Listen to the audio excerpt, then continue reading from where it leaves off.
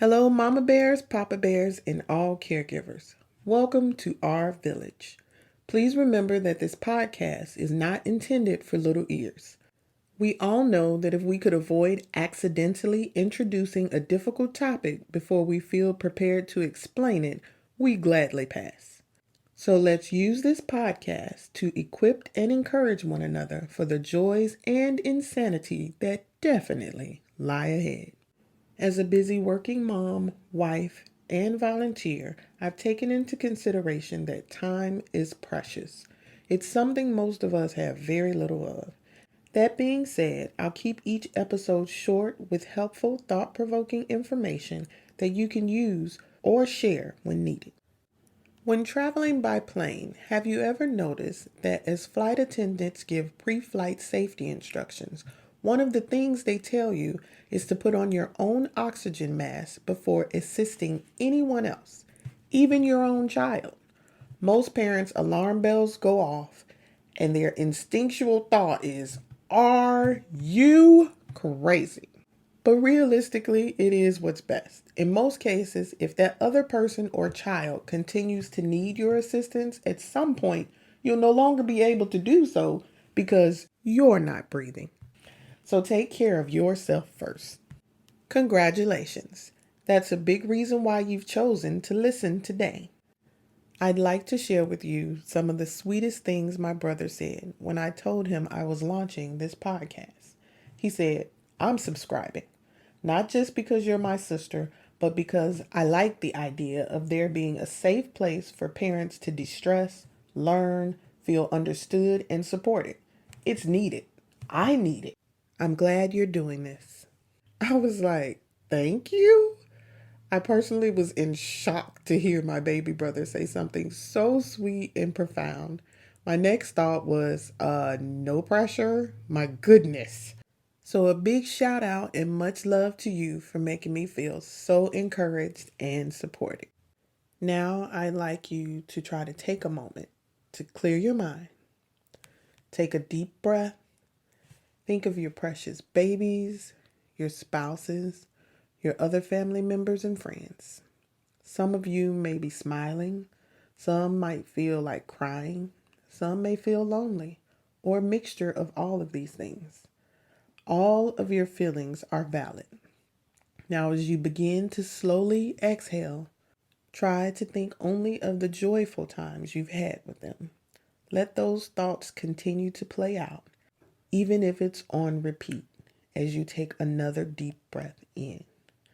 As you slowly exhale, be thankful for those times. If you were able to do this right, you just opened up a door for healing and forgiveness. I find that this exercise helps me when I get really frustrated with my loved ones. It helps me take off the blinders of my own wounded perspective and get a more panoramic view of our relationship. Although sometimes we do need to take some space from one another, more often than not, I thankfully receive the strength to fight for more of the good days with them. Are you feeling the weight of fighting to maintain peaceful relationships in your homes and with loved ones? That's quite the burden to carry. Allow our village to provide some oxygen for your mask. Are any of you perfect parents? If so, I'd love to know what that is or what it looks like. I'm assuming they'd make no mistakes and failure would not be acceptable at all. I can't provide you with a blueprint for perfect parenting and would never try. This village is a guilt-free zone. If you have the proverbial mommy or daddy guilt for the responsibilities that are necessities in life, we'll try to help you get over that as well. To be clear here, people, I'm not talking about criminal acts. That's a different show. Perhaps there's an app for that as well. I don't know. Now let's get back to taking care of you first. Give yourself permission to meet your own needs. Take a pause daily. I already hear the excuses. Start slow. 5 minutes. Just take 5 minutes for you. When do you need that time most? If it's before work, get there 5 minutes early.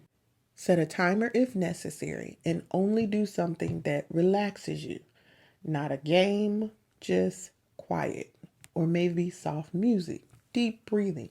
No phone calls, text, or emails. It's 5 minutes. Is your lunch break a better time?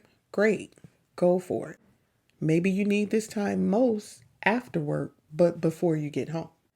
I don't know about you, but after decades of driving in rush hour traffic, morning and evening, the mere thought of it gives me anxiety. I hate it. Good music or phoning a friend helps, but it's not a time of pause for me. Sometimes you just gotta steal away. Can your family smell you coming a block away and will literally ambush your car before you can even turn off the engine? If so, park a couple of blocks away, take your 5 minutes of pause, and hopefully a neighbor does not knock on the window to strike up a conversation. At night before bed can be a good time as well.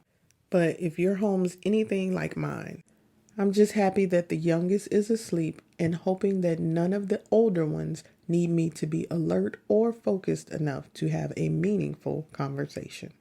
Trust me, the more successful you are at grabbing these precious moments of pause, the more often you'll do it.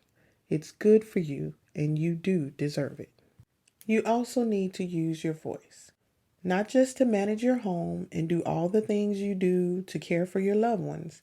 Use your voice to inform these very people of what your needs are and to set clear boundaries to protect yourself from unnecessary and offensive burdens that diminish and exhaust you. Relationships are a spoken and unspoken compromise of give and take. They are rarely 50-50, but one person should not be carrying the majority of the load, most or even all of the time. We all make mistakes, get overwhelmed, react impulsively, and can even be offensive. While working on learning to change these responses, show grace toward yourself and others.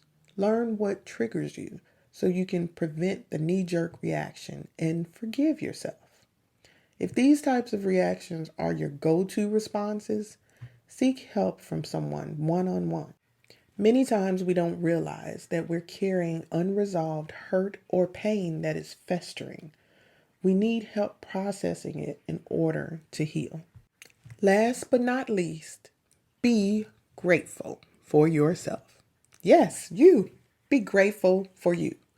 We are all beautiful messes full of mistakes, failures, and victories. It's called life. The fact that someone you love is not only still expecting to see you show up and be there, but want you there and are glad for you, I'm pretty sure you feel the same way towards them too. Sounds like you're doing something right to me.